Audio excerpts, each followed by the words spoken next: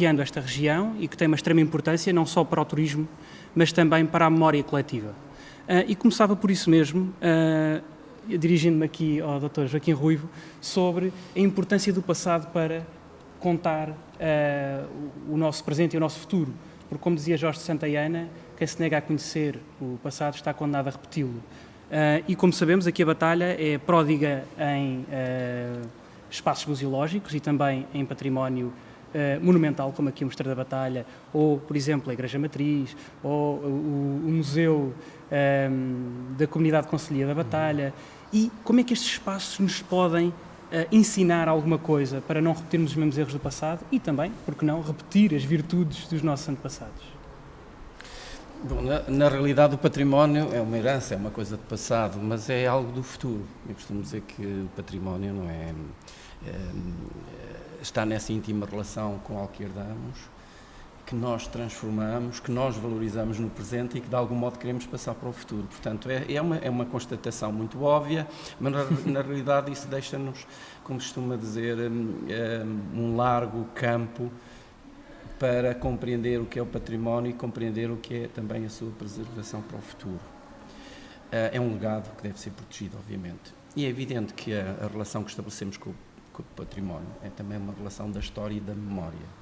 E a forma como nos lembramos, efetivamente, ou como passamos aos nossos filhos, ou como nos passaram a memória desse património, é a forma como hoje o entendemos e o protegemos para o futuro. Aquilo que, obviamente, não tem interesse na nossa memória deixa de ser preservado, e isso acontece frequentemente. E, portanto, esse pensamento, na realidade, a memória constrói-se. Há um passado, mas esse passado também é um passado reconstruído, de algum modo, não é? Sim, sim. E também o património, nesse campo, acaba por nos deixar nas mãos essa responsabilidade do presente. Efetivamente, o Mosteiro da Batalha está numa região riquíssima em património, é algo extraordinário, não é? Nesta confluência com o Mosteiro da Alcobaça, só para falar, enfim, dos monumentos hoje, património da humanidade, Convento de Cristo. E eu julgo que até há alguns anos era um caso ímpar, numa região, se considerarmos o centro, a Batalha, numa região em 40 quilómetros em redor, 3 monumentos de património da humanidade. Não conheço ou não conhecia nenhuma, não conheço nenhuma região no mundo que tenha essa valorização internacional. Exatamente. Obviamente, ainda era, em termos internacionais, nós estávamos nas franjas dos grandes destinos turísticos, mas independentemente disso, o património não deve ser valorizado, não é? É a minha opinião, só pelo valor que tem, sob o ponto de vista económico. É valorizado por toda uma memória que, no fundo, faz parte da nossa identidade e acaba por nos deixar para o futuro essa responsabilidade.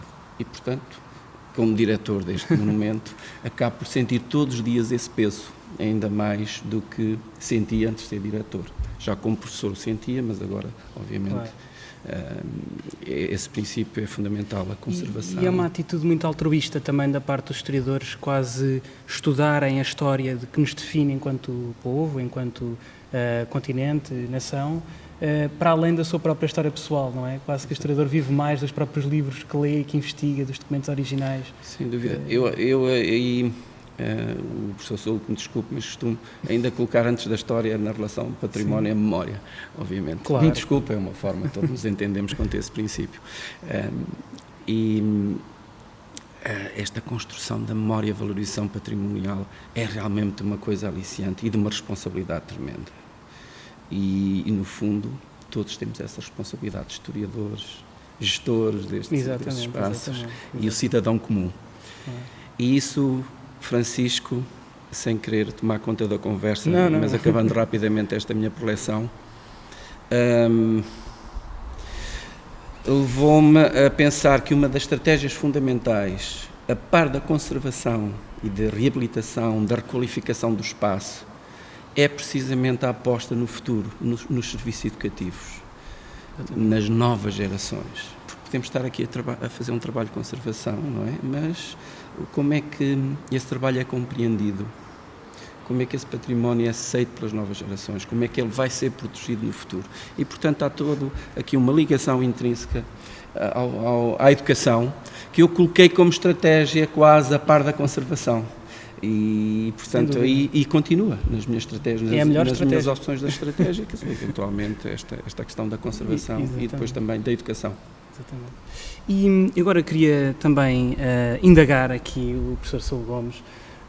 Primeiro, o impacto que temos aqui com o Mosteiro da Batalha é claramente a sua arquitetura, que nos foi delegada por várias gerações de arquitetos extraordinários, alguns deles vindos de localidades muito díspares. E realmente o que nos intriga é compreender como é que estes mestres, estes artesãos extraordinários da sua época, vamos falar, por exemplo, do Huguet, podemos falar, por exemplo, do João de Castilho ou do Diogo Boitaca, como é que eles vieram aqui à região e lhes foi atribuído este trabalho, ou seja, qual é que era o grande incentivo que tinham para fazer esta obra-prima, esta joia do gótico português? Então, dizer que de facto estamos num lugar privilegiado da história, não apenas da história local, da história de uma região, porque a Batalha é de facto um dos grandes lugares, um dos lugares centrais da história do país e da história da Europa em que nos encontramos, e justamente um dos elementos que mais presentifica esse contributo dos saberes da Europa, dos saberes nas artes, do saber na arquitetura, justamente é uma das áreas na qual mais encontramos o testemunho da viagem dos europeus que se encontram e confluíram neste projeto, que é um projeto intergeracional. É um projeto desenhado pelo rei Dom João I de Portugal para afirmar a glória, enfim, da sua família, a glória dos seus sucessos e das suas vitórias, enfim, do seu trono, mas é também para afirmar Portugal na cristandade do seu tempo, na Europa do seu tempo, e o monumento tem em muitos dos seus aspectos históricos essa marca do internacional, desde logo pela sua dimensão, que não era propriamente muito vulgar no Portugal da época, e o rei tinha consciência de que para desenhar este projeto de evocação de uma forma de ver o sentido do país, o sentido do seu reino, não é? E o lugar de Portugal na Europa desse tempo, não é? Uma Europa em construção, uma Europa com momentos difíceis, de crises, nomeadamente no seu lado oriental, 1453, enfim, já um pouco mais tarde em relação ao início das obras do mosteiro, mas com a perda do Império Bizantino, com a queda de Constantinopla, tudo isso são problemas internacionais aos quais Portugal é chamado historicamente para também ajudar na sua resolução e a encontrar caminhos de abertura e de futuro para a Europa, como aconteceu.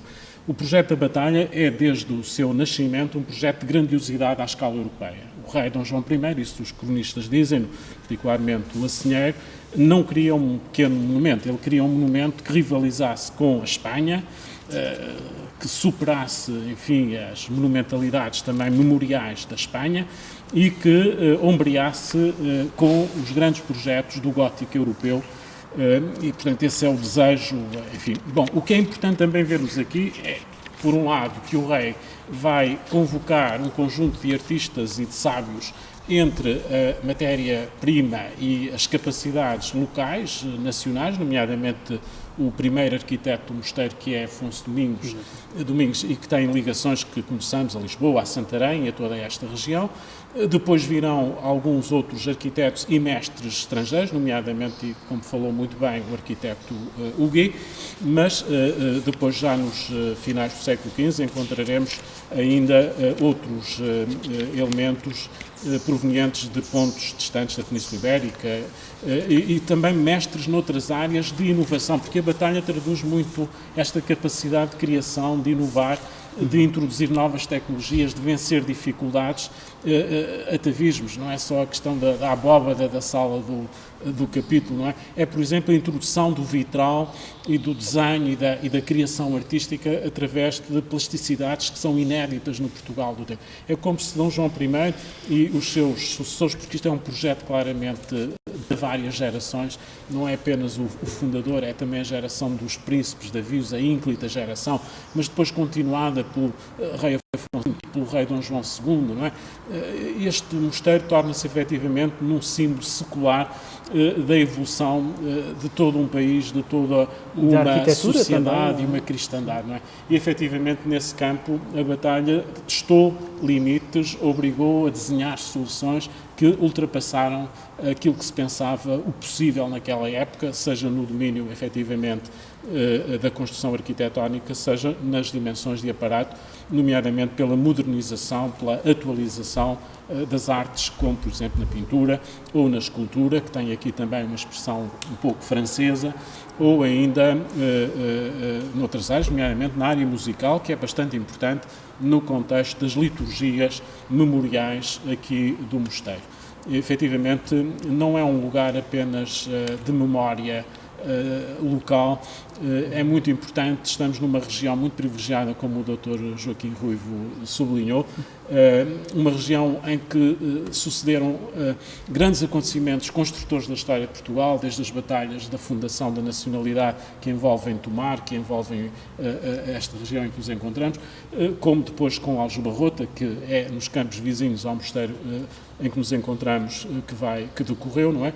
E depois também todo um conjunto de revitalizações e de revisitações, de redescobertas que leva a que, por exemplo, a Primeira República tenha visto o mosteiro como símbolo da pátria, chama da pátria portuguesa, num contexto da liberdade da Europa, de democracia na Europa, razão porque escolhem o mosteiro para panteão do soldado desconhecido, não é?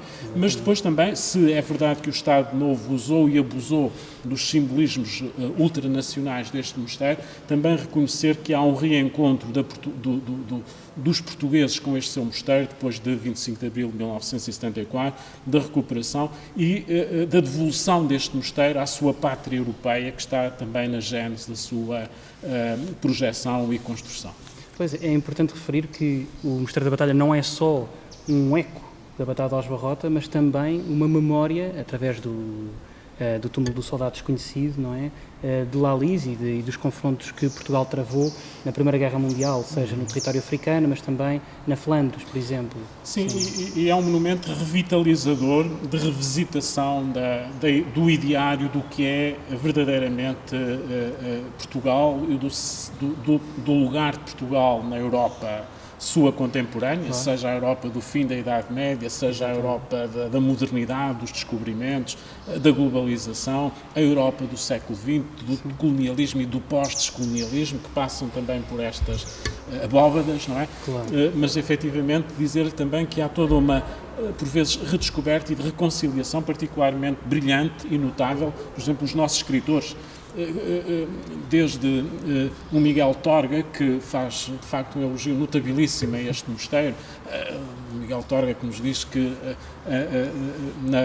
em Alcobaça os monges oravam em latim, na Batalha orava-se em língua portuguesa, e todo o português que o é, ao menos uma vez na vida, ajoelha nestas capelas imperfeitas. Bom, José Saramago, Jaime Cortesão, Teixeira, enfim, todo um conjunto de escritores, desde logo também escritores da nossa região, como Francisco Rodrigues Lobo, que aliás estudou neste mosteiro e que tem páginas brilhantes sobre as divisas dos infantes e dos reis na capela do fundador, ou, por exemplo, Afonso Lopes Vieira, entre muitos outros escritores do país e da região que estão muito envolvidos e que viram na Batalha enfim, o encontro, a motivação para a sua obra criadora, não é? E são eles que melhor dizem aquilo que é a autenticidade da alma do espírito deste lugar e deste mosteiro. Exatamente. E também temos conhecimento que houve umas obras de restauro do mosteiro no século XIX, não é? Por ordem de Dom Fernando II, que é extraordinário, tendo em conta que é um rei de origem alemã, não é? Mas que tem sempre uma ideia de defesa do património muito importante. Nós sabemos que foi também ele que mandou construir o Palácio da Pena, não é? Mas é um tema que pouca gente costuma falar, não é? Deste interesse de Fernando II pelo Mosteiro da Batalha. Sim, não é muito falado, embora seja autêntico e reconhecido. Aliás, a Batalha prestou-lhe justa homenagem. Há um busto que o evoca justamente numa das aulas dos claustros do mosteiro. e efetivamente mostra que a Europa do século XIX, uma Europa sangrenta, uma Europa sacudida por guerras intestinas, com os desafios da Revolução Industrial, com os desafios da globalização do tempo, mas uma Europa que olhava e que procurava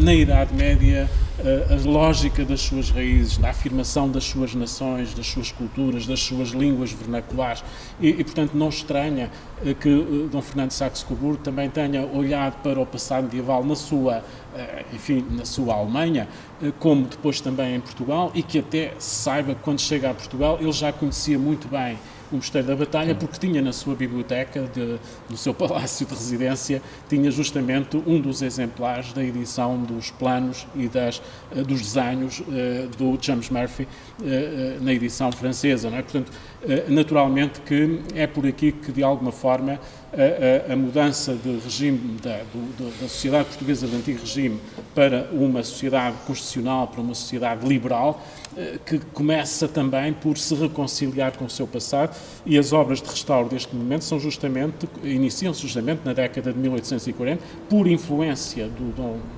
Fernando II, naturalmente também com o apoio dos ministros que ele conseguiu sensibilizar para este mesmo efeito, e a Batalha está na linha da frente como o primeiro monumento em que o Estado português, com as dificuldades financeiras próprias do início da época de 1840 tinha, mas o primeiro monumento em que o Estado português investe no sentido da sua recuperação para o reconciliar e se legitimar também, porque todos os regimes históricos procuraram na Batalha uma forma de legitimação e de reconhecimento, não é?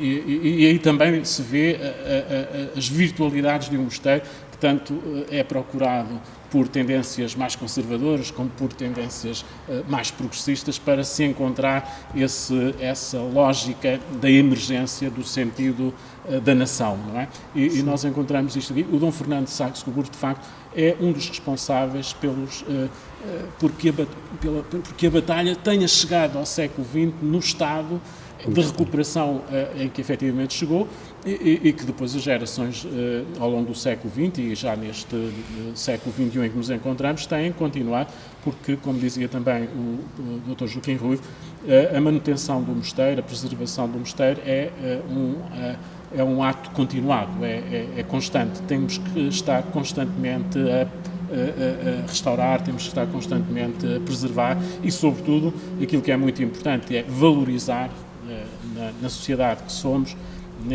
na Europa que somos, no mundo que somos, valorizar os significados culturais e o sentido do que é hoje discutir na Europa das nações o destino de uma nação através, por exemplo, de um marco histórico, de um lugar da história maior que nós mesmos, de Portugal e do mundo. Sim, exatamente. E pegando no tema que me estava a falar sobre a inspiração artística do mosteiro e também de dedicação, de investigação, e falando, claro, em James Murphy e William Beckford, é interessante também perceber de que maneira é que cada pessoa que passou por este mosteiro conseguiu tirar algum partido, algum fascínio por ele, e na sua obra conseguimos ver isso repercutido muitas vezes. Falamos então em James Murphy e William Beckford, que se apaixonaram pelo mosteiro no século XVIII, mas não só, sabemos que Adriano Sousa Lopes, o conhecido pintor também de Leiria, deixou imortalizado o Mosteiro da Batalha, tal como o Mosteiro de Alcobaça. Afonso Lopes Vieira, não é, que também, através dos seus poemas, nos conseguiu contar um pouco da sua paixão pelo mosteiro, e também uma personalidade histórica menos conhecida por esta paixão pelo mosteiro é o Rafael Bordal Pinheiro, que deixou imortalizado também o portal das Capelas Imperfeitas, criadas o portal que é criado por Mateus Fernandes, o arquiteto Mateus Fernandes, que está cá sepultado, e ele deixou imortalizado em miniatura esse portal, que é inacreditável como é que ele consegue fazer uma miniatura de uma obra tão grande, de uma envergadura tão magnífica. E tão detalhada. E tão detalhada, exatamente. Exato. E nós começamos a perceber que hoje em dia temos vários artistas que esta região vai dando ao mundo. Felizmente é uma região com um vastíssimo número de artistas, seja de artes plásticas, seja do teatro, seja do cinema, seja da música, que tem dado muitas cartas. E a minha pergunta é exatamente essa, é como é que estes artistas ao crescer à volta destes monumentos, seja o Castelo de Leiria, seja o Convento de Cristo, seja o Mosteiro da Batalha, conseguem tirar alguma inspiração, mesmo que indireta, na sua obra artística? Eu vou desviar-me só um pouco, Francisco, da pergunta, mas sem querer propriamente não responder. Mas pego ali um pouco nesta conversa do professor Saúl e recordo sempre um facto que o nosso grande historiador, uma referência, ainda felizmente vivo, o professor Matoso, conta.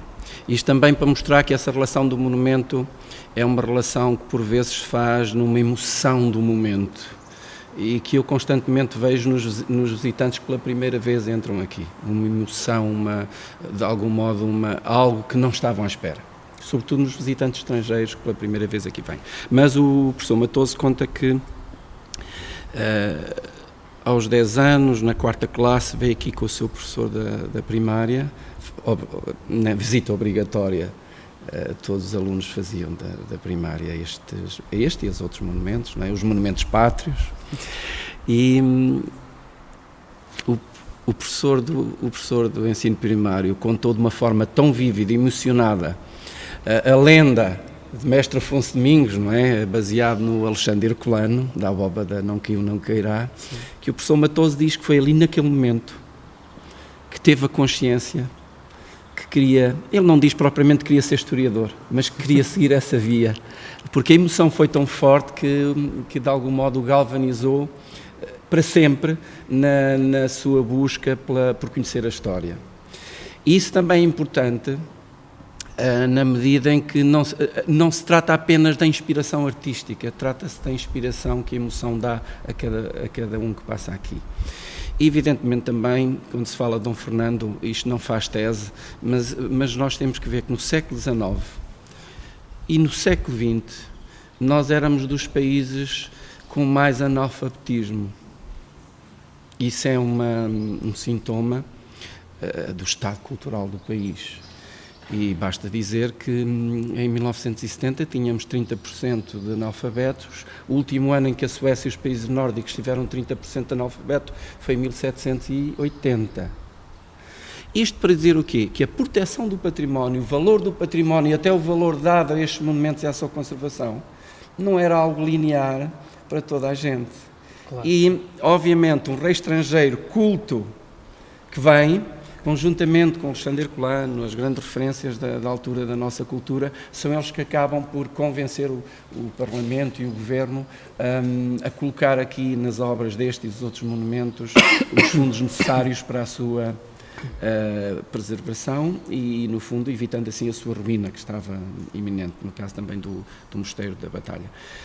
E, obviamente, isto também, o mesmo podemos dizer do Corrode em Leiria. É um suíço que vem e que... É fascinante. E se fascina pelo castelo e é ele que dá a dinâmica do seu estudo, da sua conservação. Portanto, aqui, ainda hoje eu costumo dizer que é verdade que os números são um pouco, a esse nível, nos envergonham um pouco. Nós usufruímos pouco do nosso património, conhecemos pouco o nosso património, visitamos pouco o nosso património. E costuma dizer-se o Monumento da Batalha é o terceiro mais visitado. Sim, é verdade, mas 2/3 são visitantes estrangeiros. Então o que é que se passa com os nacionais na sua visita a este monumento? Porque é que não visitam mais? Daí a necessidade de aposta nos serviços educativos, chamar a escola de novo aqui. Claro. Bom, mas a inspiração é verdade que o Mosteiro tem sido inspirador para muitos artistas. Ainda há 5 anos, num projeto interessantíssimo, convidámos 20 escritores a passar cá um fim de semana e a inspirarem-se no monumento e a escreverem um conto. E esse livro saiu com algum sucesso na altura. Teria muito gosto em ter participado nessa iniciativa. Alguns escritores mais enfim, todos escritores bons, alguns mais conhecidos cá em Leiria, outros mais de nível nacional. E é uma experiência também interessante no fundo, e alguns deles também não conheciam o mosteiro. Ou tinham vindo cá em pequeninos. Mas sim. Exatamente. E aqui durante esses 3 dias em que visitaram tudo, a seu belo prazer, acabaram por se inspirar. É um ótimo exemplo do que eu estava a falar. Exato. Agora, Francisco, mais do que a inspiração que ele pode dar, muitas vezes temos de ser nós a motivar os artistas a vir ao monumento e a serem inspirados por ele. E no caso concreto da gestão que tenho procurado aqui imprimir, sempre foi consensual para mim que as exposições, chamar artistas, a construir algo aqui no mosteiro, sob o ponto de vista expositivo, e inspirarem-se nele, para mim isso é linear, obviamente tem que ser feito. E incorporar a arte contemporânea no monumento, não é? Era aí que eu queria chegar, porque realmente... Portanto, isso é a obrigação de qualquer gestor, é nesta relação com o presente e com o passado. O mosteiro é um excelente exemplo disso, porque é o que eu ia falar a seguir, é que vimos, portanto, na agenda do Mosteiro da Batalha, imensos eventos, não só ligados à história do mosteiro, mas também de outras artes que podem ser potencializadas à conta deste grande monumento, que é o terceiro mais visitado do país. Só no ano passado teve mais de 500 mil de visitantes. É o monumento mais visitado do país fora de Lisboa. E é isso que eu ia contar, porque realmente encontramos peças de teatro, concertos, ainda para o mês que vem vai haver aqui o concerto do Manuel Cruz, e também, para além disso, exposições de arte contemporânea, em que encontramos aqui uma simbiose, uma ligação muito grande dos artistas com o mosteiro, trazendo obras novas, uma definição nova de arte e também uma perspectiva diferente do espaço do mosteiro. E é isso que eu ia dizer, é como é que o mosteiro consegue congregar tantos estilos, tanta variedade artística num só espaço e também num monumento que já por si é uma obra de arte. O monumento tem essas potencialidades. Obviamente, para determinado tipo de exposição não acolhe muito bem. Não podemos ter aqui exposição, por exemplo, de exposições de pintura. Não temos salas fechadas que permitam isso, mas fotografia raramente, mas tudo o que exposições de escultura ou instalações artísticas com materiais menos suscetíveis em relação ao tempo e à questão do tempo, isso é muito... tem sido feito com frequência. Às vezes, se calhar, é o próprio diretor que, na sua relação pessoal com a arte, acaba por canalizar um pouco... Eu compreendo mal a arte contemporânea e procuro compreendê-la cada vez melhor e aceitá-la também, interiorizá-la. Não é fácil, não é? É uma arte que está tão próxima de nós que às vezes temos dificuldade. Acabo por justificar essa minha dificuldade por acolher cada vez mais artistas contemporâneos aqui e, portanto, valorizando esse espaço. É um risco, que eu sei que quando tenho aqui uma exposição de arte contemporânea, eu acabo por ter críticas dos dois lados, altamente favoráveis e também, Sr. Diretor, este espaço tão desprestigiado com estas obras, e isso, ao mesmo tempo, interiormente, fico satisfeito com esse confronto. É sinal que as pessoas passam e não ficam insensíveis. A arte contemporânea exige esse confronto, não é? Existe esse confronto. E é, no fundo, quase, eu direi, uma obrigação nossa, de um gestor, tornar este espaço vivo e não um espaço museológico fúnebre, onde em silêncio nos recolhemos na emoção das pedras frias, na emoção dos túmulos, da inclita geração. Isso é importante, obviamente. Todos os dias vou à capela de fundador e há sempre uma emoção ali, obviamente, porque a minha cultura, não é? A nossa tradição diz-me que está ali sepultada uma geração brilhante, a nossa história, que abriu novos mundos ao mundo, a ínclita geração. Portanto, onde está a mais brilhante geração da nossa história, que é a história europeia e mundial, é ali. O professor Saúl disse isso claramente. Exatamente. Mas isso não basta para o monumento. O monumento tem que... Eu utilizo aqui uma expressão que utiliza o professor Dr. Oliveira Martins muito correntemente. O monumento tem que ser pedras vivas. E eu aproprio-me dessa expressão com frequência, precisamente para também assinalar aquilo que tem sido a minha gestão aqui. Fico muito pasmado com uma coisa que disse sobre o José Matoso, porque o José Matoso, para mim, é dos maiores historiadores que nós temos em Portugal. Eu fiz investigação em História Medieval, é a minha área de mestrado, e sempre foi a minha base. E saber que ele teve quase uma visão aqui, não é? Tanto no mosteiro, é extraordinário. E pronto, e o Oliveira Martins, como é óbvio também. O Oliveira Marques, está a falar do Oliveira Marques. Não, Oliveira Martins, exatamente, Oliveira Martins, claro. O Oliveira Marques também fala abundantemente do mosteiro, como sabemos, e portanto é uma visão muito interessante percebermos essa essa preocupação. Outro tema que eu também gostaria de abordar é sobre a questão da região, esta região que nos envolve, ser sempre tão apetecível aos povos que por cá passaram. Sabemos que os romanos aqui ficaram e fizeram até extração de prata também, mas ao longo da história, os árabes, na Reconquista Cristã também, houve sempre um interesse muito grande. Esta sempre foi uma região muito cobiçada por vários povos. Há várias explicações, mas gostaria de ouvir algumas que me pudesse dar. Este mosteiro é o resultado de uma batalha justamente entre, reis que cobiçavam, um perdeu, o outro ganhou, e o resultado é o mosteiro em que nos encontramos. Mas, efetivamente, essa tónica é muito importante, porque estamos numa região particularmente privilegiada pela natureza, uma região, do ponto de vista da sua história agrícola, fertilíssima, o que explica os interesses destes povos, destas sociedades recoletoras que foram encontrando neste território o seu espaço. Um território muito privilegiado também nos séculos do passado pela sua linha atlântica, a sua proximidade com o Atlântico, as vilas marítimas como Pedreneira, ou São Martinho, ou Paredes, ou depois a Tuguia da Baleia, ou outras que eram efetivamente portos importantes do ponto de vista até do comércio marítimo internacional nos finais da Idade Média, a importância dos recursos naturais que foi muito bem pressentida pelos reis da primeira dinastia, nomeadamente em relação ao Pinhal de Leiria, naquilo que ele encerra de histórico e ao mesmo tempo de simbólico, e a capacidade que se encontra nesta região para gerar os recursos para os desafios que estes grandes senhores, estes reis, estes grandes fidalgos, a Igreja, muitas vezes trazem ou trouxeram no passado às populações deste lugar. O Mosteiro da Batalha, o Mosteiro da Alcobaça, são mosteiros construídos com as pedras desta região. São construídos com os recursos financeiros gerados pelas feiras e mercados e pelos impostos públicos pagos nesta região. Porque há esse problema, como é que se constrói um monumento com esta envergadura? É um investimento, sim, mas há recursos, as areias existem, há capacidade de produção de cal, há capacidade de produção de vidro, os artistas podem efetivamente ser remunerados pelo seu trabalho, e este desafio projeta-se no tempo, renova-se nas gerações, não é? A batalha não é apenas de uma época, é de vários períodos históricos, e esse encontro das pessoas, essa capacidade de solucionar problemas, de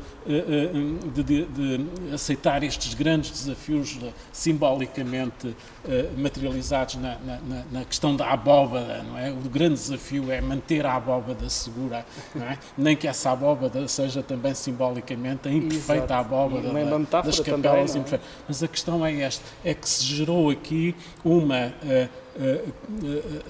as vontades, os saberes congregaram-se neste espaço para inventar respostas, para inovar o conhecimento, inovar a arte, e é isso que nós encontramos muito também neste mosteiro, é que inventa-se aqui uma página no gótico flamejante português, inventa-se aqui uma página no manuelino português, e isso não seria possível sem esta congregação destes homens das obras, dos pedreiros, dos canteiros, dos artistas em geral, mas também dos políticos da época, não é? E das capacidades que a região tem de manter de pé esta construção, que é um grande desafio.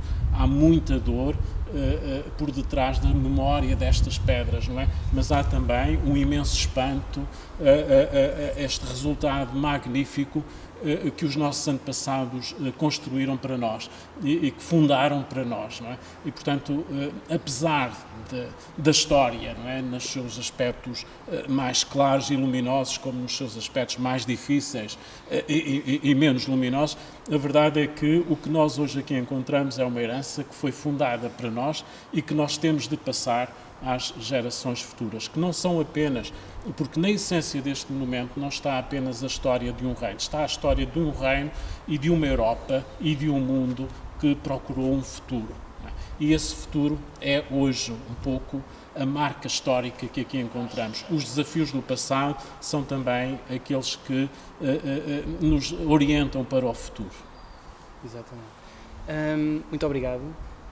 Queria convidar quem está a ouvir, se tiver alguma pergunta para fazer tanto ao professor Saúl Gomes como ao Dr. Joaquim Ruivo que esteja à vontade para lançar essas perguntas e eles estarão todo à vontade para responder. Pronto, enquanto esperamos também, acho que era importante abordar outro tema que se refere, portanto, aos desafios que o Mosteiro da Batalha neste momento enfrenta. Como nós sabemos, vários monumentos e museus abriram as suas portas a 18 de maio, Dia Internacional dos Museus, sempre com todas as medidas de segurança, tal como o Mosteiro da Batalha também tem cumprido. Está aqui o diretor que não me deixa enganar e não me deixa mentir. E, portanto, que desafios é que o mosteiro tem? E também perceber que, como nós já falámos anteriormente, é um mosteiro muito visitado, perceber que nacionalidades mais visitavam o museu e se, hoje em dia, essas nacionalidades vão voltar ao museu e que missão é que o mosteiro tem para mudar este paradigma, não é? Este clima de medo que as pessoas ainda vão tendo por esse mundo fora. Na realidade, esta crise, tanto especificamente no que diz respeito ao Mosteiro da Batalha e em relação a todo o património e todo o contexto turístico de visita, veio criar uma brecha tremenda, não é? Um declínio tremendo. É natural que assim seja, em função de todas as preocupações que temos de ter para evitar uma pandemia de mais graves consequências. Mas, na realidade, aquilo que sempre foi muito próprio deste monumento foi um circuito linear. A sua arquitetura sempre permitiu isso. Entra-se na igreja, passa-se pelos claustros e acaba-se na Capela do Fundador. Vem agora em benefício de uma visita pós-Covid, digamos assim, claro. Porque há poucos cruzamentos de visitantes e aquilo que era uma visita linear continua a ser uma visita linear. A única circunstância que nós, para além da utilização obrigatória e muito bem dos equipamentos individuais de segurança, os dispensadores de gel desinfetante,